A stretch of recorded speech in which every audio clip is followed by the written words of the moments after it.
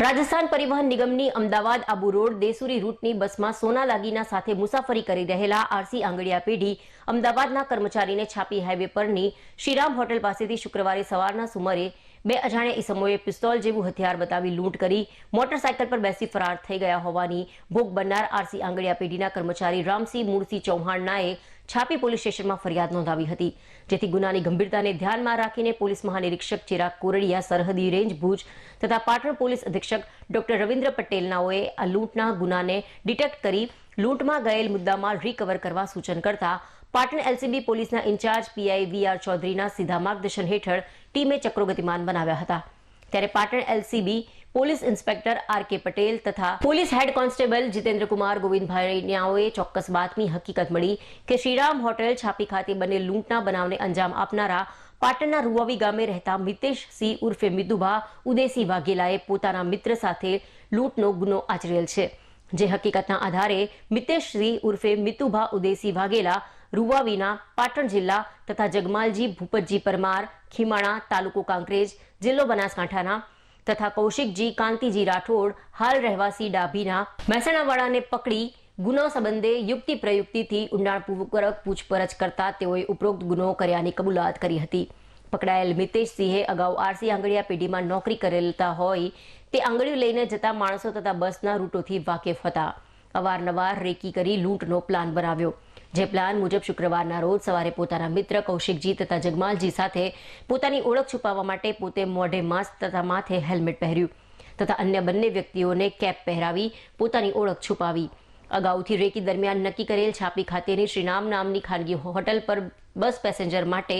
ચા પાણી નાસ્તા માટે રોકાતી હોવાથી સદરી જગ્યાએ ઉપરોક્ત ત્રણેય આરોપીઓએ મળીને પલ્સર બાઇક ઉપર જઈ રાજસ્થાન પરિવહનની દૈસુરી રૂટવાળી બસમાં બેસેલ આરસી આંગડિયા પેઢીના કર્મચારી રામસિંહ મૂળસિંહ ચૌહાણને પિસ્તોલ જેવી વસ્તુ બતાવી તેની પાસેથી સોના ચાંદીની લૂંટ કરી। ત્યારબાદ પલ્સર બાઇક લઈ લુણપુર ગામે ગયા અને બાઇક ખેતરોમાં મૂકી ત્યાં રાખેલ ઇકો ગાડીમાં બેસી પોતપોતાના ઘરે આવ્યા હોવાનું પોલીસ સમક્ષ કબૂલ્યું હતું। પોલીસે આરોપીઓ પાસેથી સોના દાગીના ભરેલ પેકેટ નંગ 29 જેની કિંમત આશરે 1.39 કરોડ, નંબર પ્લેટ વગરનું પલ્સર બાઇક કિંમત ₹50,000 અને મોબાઈલ નંગ 3 કિંમત ₹30,000, થેલા નંગ 2, છરા નંગ 2, હેલ્મેટ નંગ 1, બંદૂક જેવું દેખાતું હથિયાર નંગ 1,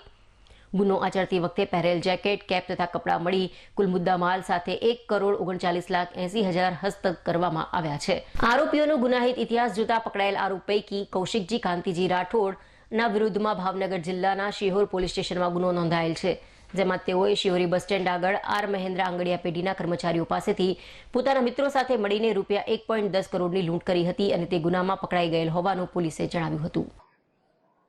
ગઈ તારીખ 6/9/2024 રોજ સવારના 8:45 વાગ્યાના સુમારે શ્રીરામ હોટલ છાપી ખાતે રાજસ્થાન પરિવહન નિગમની બસ અમદાવાદ દેસુરી રૂટની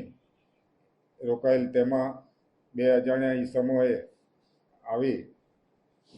પિસ્તોલ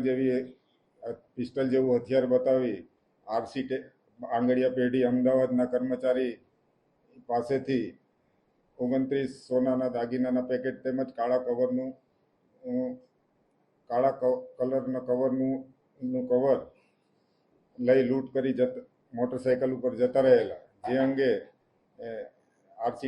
આરસી આંગડિયા પેઢીના કર્મચારી રામસિંહ મૂળસિંહ ચૌહાણનાઓએ છાપી પોલીસ સ્ટેશનમાં ફરિયાદ આપેલી અને સદર ગુના અંગે બોર્ડર રેન્જના આઈજીપી શ્રી ચિરાગ કોરડિયા સાહેબ તેમજ પાટણ જિલ્લાના પોલીસ અધિક્ષક શ્રી ડોક્ટર રવિન્દ્ર પટેલ સાહેબ નાઓ એલસીબી ને ગુનો ડિટેક્ટ કરવા સૂચના આપેલ હોય, તેમાં એલસીબીના police in charge police inspector Shri V R ચૌધરીના માર્ગદર્શન હેઠળ એલસીબીની ટીમ